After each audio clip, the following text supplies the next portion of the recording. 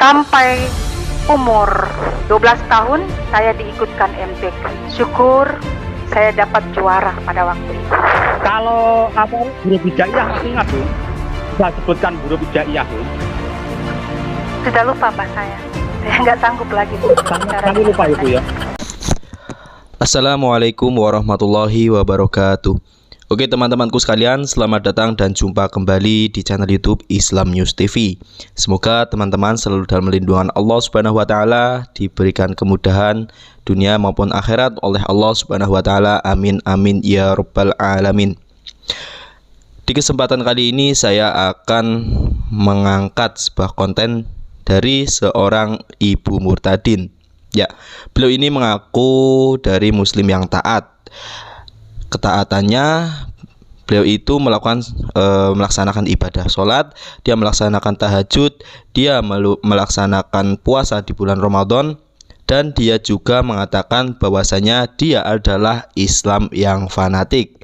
Namun naas, si ibu murtadin ini malah memutuskan untuk murtad alias keluar dari agama Islam. Naudzubillahi min dzalik. Nah, untuk kejelasannya atau supaya lebih jelasnya, yuk langsung saja kita simak bersama-sama videonya, teman-teman. Ini adalah latar belakang dari Islam yang begitu fanatik, ya, saudara. Kami tidak pernah mengenal Allah yang lain. Kami hanya mengenal Allah Subhanahu wa taala. Saya dididik keras oleh papa dan mama saya karena sudah tahu, saudara, kalau di Bugis Makassar, agama Islam itu kekentalannya luar biasa. Karena papa saya kerjanya seorang abrid, dia seorang intel, itu disiplin sekali, saudara. Apalagi soal agama. Saya anak bungsu dari 5 bersaudara. Pada waktu hari demi hari kami dari kecil, dari TK, sudah dididik dengan agama yang begitu taat. Sembahyang 5 waktu dan berpuasa. Dan kami kalau pergi mengaji, kalau terlambat mengaji, kami dipukul rotan.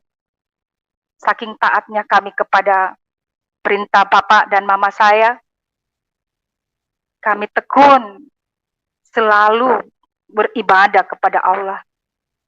Karena kami tahu bahwa hanya lewat jalan Allah Subhanahu wa taala adalah agama kami lah yang paling benar. Sampai umur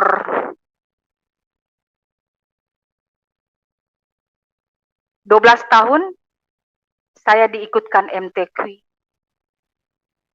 Syukur saya dapat juara pada waktu itu. Saking ketatnya kami terus selalu siang malam kita berdoa 5 waktu bahkan sembahyang tahajud. Karena kita begitu kusuk di hadapan Allah.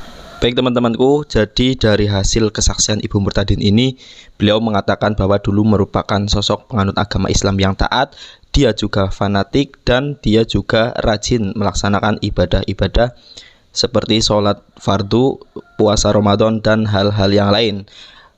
Dan juga dia juga rajin melaksanakan sholat tahajud. Masya Allah. Nah, namun ketika beliau ini ditanyai mengenai masalah agama saat masih menganut agama Islam, oh iya, dia juga mengaku pernah menjadi seorang juara di MTQ atau di lomba MTQ. Tetapi ketika ditanya oleh seorang muslim di dalam sebuah diskusi Islam Kristen, dia tidak bisa menjawab, yakni ketika ditanyakan tentang huruf hijaiyah, dia tidak bisa menjawab dan kebingungan. Nah, langsung saja yuk kita simak cuplikan video berikut. Oke, pertanyaan saya tentang apa yang disampaikan tadi, yaitu bahwa di dalam kekristenan itu hanya ada pasti dan amin, artinya tidak ada insya Allah. Saya boleh untuk bertanya sebelum pertanyaan itu dijawab. Halo. Halo. Ya, halo. Halo. Suara saya nggak dengar. Putus-putus, Pak. Putus-putus. Saya dengar, Pak. Dengar, lanjut, ya. itu sebelum pertanyaan saya dijawab, apa saya boleh bertanya latar belakang dari narasumber dulu, Pak? Silakan Pak, silakan. Oke, selamat malam Bu Tuti. Sebelum pertanyaan saya tadi dijawab, nanti mungkin bisa dijawab oleh yang lain juga. Yang saya tanyakan, Ibu tadi dari Muslim pernah sampai sempat juara MTQ ya Bu ya? Iya Pak. Nah, Ibu Tuti tolong bisa sebutkan di dalam MTQ itu ada 7 lagu wajib. Tolong sebutkan 7 lagu wajib yang untuk mengikuti MTQ dan berikan salah satu contohnya saja, Bu. Pak, saya minta maaf, saya sudah lupa yang masuk dalam nuansa Islam. Minta maaf, saya sudah tidak bisa lagi jawab. Oh, sudah lupa sama sekali Bu ya? Maaf. Nggak tahu sama sekali Bu ya? Sudah lupa. Kalau ini Bu? Iya, saya sudah lupa. Mungkin kalau huruf hijaiyah masih ingat Bu? Bisa sebutkan huruf hijaiyah Bu? Sudah lupa Pak saya. Saya nggak sanggup lagi. Sama sekali lupa ya Bu ya? Iya. Setelah saya mengenal Yesus Pak, saya sudah dibutakan dengan. Iya. Saya sudah dibutakan dengan keislaman Pak. Iya, luar biasa sekali ya Bu ya. Apa itu? Kesaksian Ibu sangat luar biasa sekali bohongnya. Kalau kelasnya MTQ masa itu huruf hijaiyah saja nggak bisa kan, itu sungguh sangat luar biasa sekali bohongnya. Ngibulnya itu sangat luar biasa sekali. Jadi alangkah lebih santun, lebih bagus kalau diskusi kita malam hari ini, Ibu kalau memang jalannya memang kafir dari lahir, bahwa Ibu itu kafir tulen, itu kita bisa lebih bicara atau untuk berdiskusi dengan lebih santun, lebih baik. Kita membandingkan konsep, bukan gitu Bu. Baik teman-teman, barusan kita sudah melihat cuplikan dari diskusi mengenai Islam dan Kristen ya. Ada seorang penanya dari pihak Muslim menanyakan bahwasanya Ibu Murtadin ini dites untuk menyebutkan huruf hijaiyah, tetapi Ibu ini tidak bisa. Beliau mengaku pernah menjadi seorang juara ketika lomba MTQ, tetapi ketika ditanya untuk menyebutkan huruf hijaiyah itu tidak bisa. Nah, dari sini sudah kelihatan bahwa beliau ini merupakan kafir tulen ya. Jadi kafir dari lahir. Dia mengaku-ngaku menjadi seorang muslim yang taat, bahkan fanatik, tetapi pengakuan atau kesaksian tersebut adalah berbohong atau kesaksian palsu.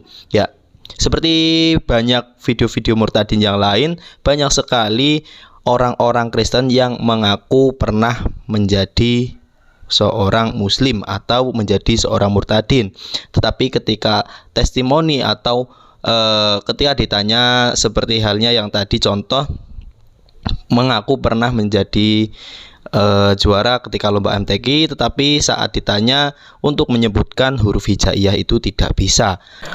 Kalaulah memang beliau ini merupakan sosok atau orang yang pernah menganut agama Islam dan pernah menjadi seorang juara di lomba MTQ, tidak mungkin kalau beliau ini lupa, karena pelajaran atau perintah untuk menghafalkan huruf hijaiyah itu kita diajarkan sejak kecil dari umur ketika kita PAUD maupun TK atau bahkan sebelum sekolah sudah diajarkan untuk menghafalkan huruf hijaiyah. Nah, kesaksian tersebut coba kita bandingkan dengan kesaksian dari seorang mu'alaf cerdas yang masih muda. Nah, yuk teman-teman kita saksikan cuplikan kesaksian dari seorang mu'alaf berikut. Apa yang kemudian membuat Pastistus meninggalkan agama lama yang sudah dipeluk sejak kecil gitu ya, bertahun-tahun ya? Ya, betul. Itu kan sesuatu yang mungkin sebagian orang tidak mudah. Ya. Apa yang pemicunya? Terkait masalah pemicu, sebetulnya ada banyak faktor.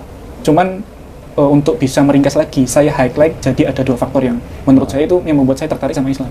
Yang pertama, Islam menurut saya setelah saya mempelajari, Islam adalah agama yang paling logis bagi saya. Nah, Untuk yang lain, menurut saya sangat nggak logis. Itu yang pertama.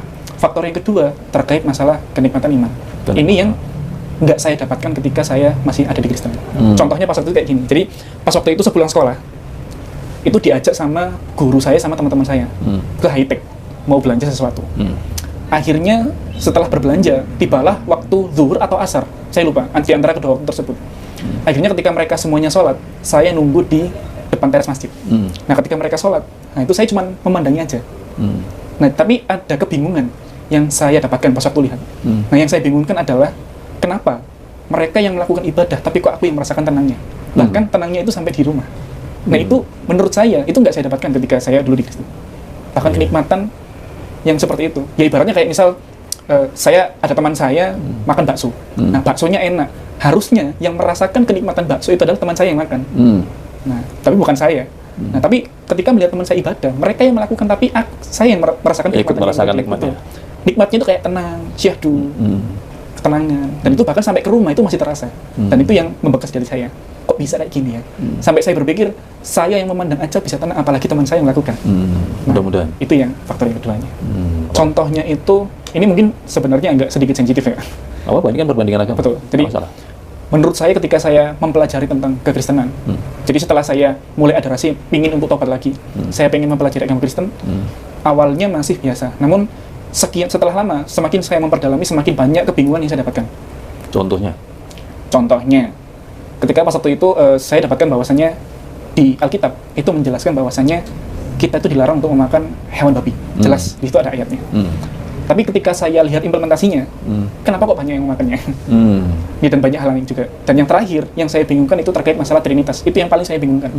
Bahkan ketika saya coba untuk tanya ke guru saya, itu jawabannya menurut saya nggak logis. Yang pada akhirnya, terakhir, karena mungkin tidak bisa menjawab dan memuaskan dari apa yang saya tanyakan, saya hanya dipaksa untuk percaya saja. Pokoknya beriman. Kamu nggak perlu tanya apapun kayak gitu. Yang penting kayak gitu, konteksnya kayak gitu, kamu harus beriman. Agama Islam adalah agama yang menurut mu'alaf ini paling logis. Tidak ada agama yang lain yang selogis agama Islam. Itulah alasan mengapa si mu'alaf cerdas ini memutuskan untuk memeluk Islam. Nah, selain itu, mu'alaf ini juga mengatakan bahwa di dalam Alkitab ada perintah untuk